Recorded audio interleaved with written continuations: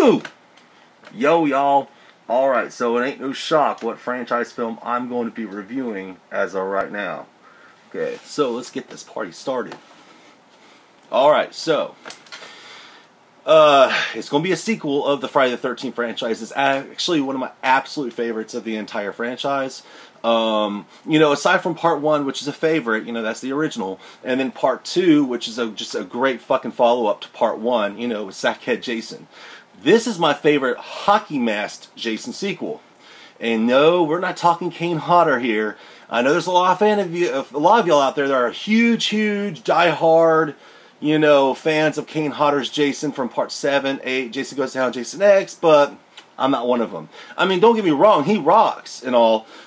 He was especially awesome in part 7, The New Blood, but by part 8, he became, I don't know, a caricature of himself. So I'm going to review my favorite Friday the 13th franchise film, as well as my favorite Jason from that Friday the 13th franchise film. And that one is none other than, boom, part 4, the final chapter. Okay, this, let me just tell you right now, is my all-time favorite Friday the 13th film. For several reasons. I'm going to go into those. But first off, I just want to say real quick, Ted White, who donned the mask as Jason in this film, you know, he's actor, stuntman, especially from the golden era of Hollywood, and especially the westerns. He had a physical presence as Jason on film that matched no other, in my opinion. He performed Jason with a certain fucking menace. Like, he is a menacing Jason to look at on film.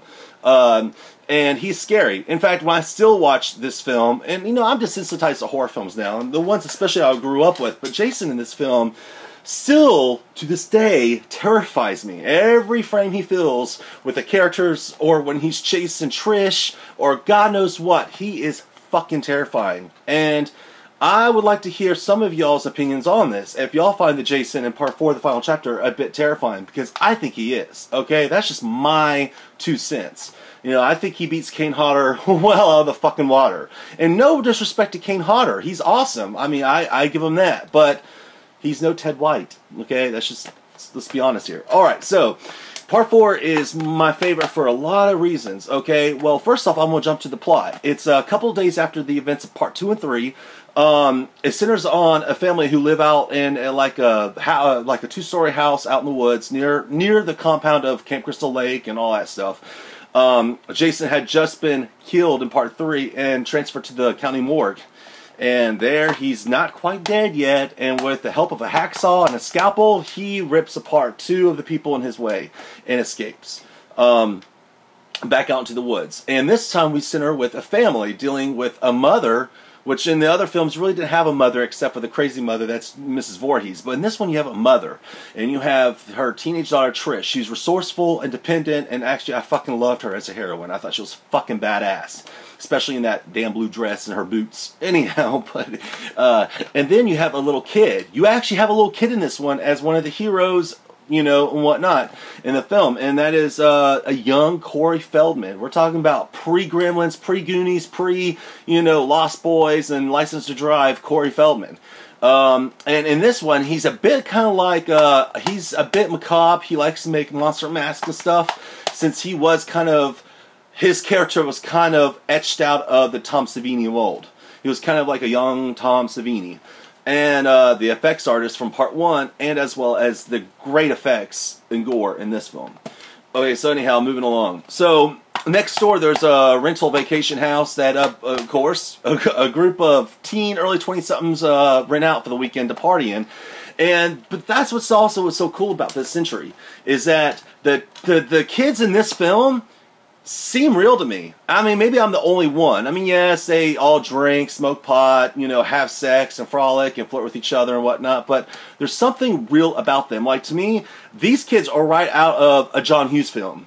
That's my opinion, and that's how I see it. But because of that, there's a more fleshed out realism to them. Kind of like the people of part 2. You know, that's why part 2 and part 4 stack good together, because I think they're the best ones out of the sequels. Anyhow, I digress. So that's pretty much what happens, and Jason comes along and rips his way apart, and this was supposed to be the last Friday the 13th from the Paramount franchise. But of course, it being very highly successful in the theaters, it was not the end. But we're going to talk about this as if it were the end. Alright, so... Okay, so let's talk about how they brought the best for last. In my opinion, they brought the best for last when this was supposed to be the last one. Okay, you got great fucking kills, great implements of death. The one reason why I also love the old school Friday the 13th films is all the different weapons he fucking uses as ways and means to murder. All right, I mean, you get a hacksaw, a scalpel, knives, corkscrews, oh god, meat cleavers, you get hatchets, you get it all in this. And I mean, no weapons left unturned, all right, for a massacre. And so with that said, this film just delivers in fucking bloody spades. It does. Like I said, you get a terrifying Jason. I mean, every screen presence he fills into frame is terrifying. Alright? He's menacing. He just doesn't stand there in a hockey mask and, the director yells action and he swings a machete. No. He fucking is menacing. I mean, he fucking, like, the way he comes after Trish is like, he wants to terrify her. He knows he's scaring her and he wants to. And that's to me, the psychology of it is what's fucking scary. Alright? And plus, another thing, like, when he does murder... Oh my god, there's so much hate in him when he fucking murders that you even hear the kind of sound come from him, which you didn't really hear from the other ones when he murdered. And it adds a level of a terrifying level to it, in my book. That's just me. I think this was one of the best sequels of all. I mean, because you had a great cast of characters. And let me also go into that. Some of these people in this film are recognizable already. You have Peter Barton, who's already from Hell Night with Linda Blair. You have the Doublemint twins from that time, in the Doublemint commercials. You have Corey Feldman. You, God, the list goes on and on. There's just some... Oh, you have the girl from Weird Science in it.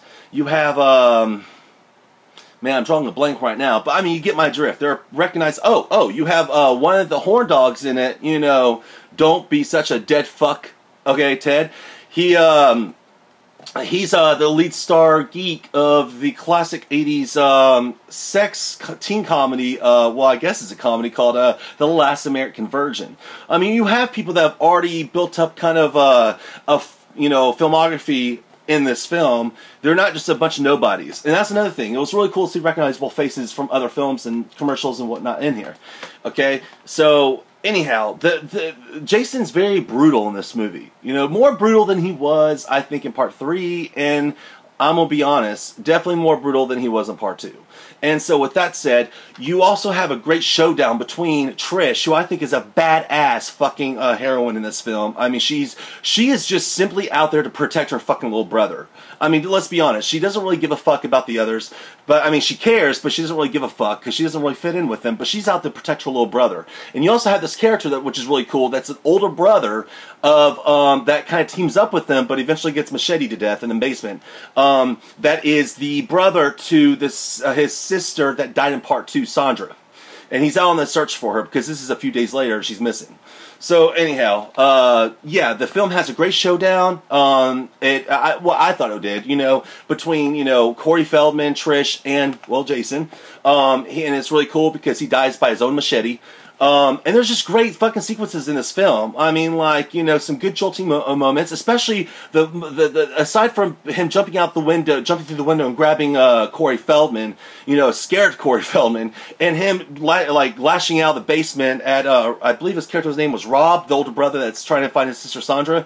You get a great moment. Crispin Glover, pre Back to the Future Crispin Glover is in this film. All right, and the famous part I love is him standing in there looking for the corkscrew for a bottle of wine after his post-sex date, and he says, Tad, Ted, where the hell is the corkscrew? And wham! You know, Jason just comes down with reckless abandon with that corkscrew, stabs it in his hand, and then you get the meat cleaver right in the face. And with the blood pouring down of Crispin Glover's shocked in pain face. And it's classic. It's mean-spirited, but that's just it. I thought that mean-spiritedness added some terrifying levels to this entry right here.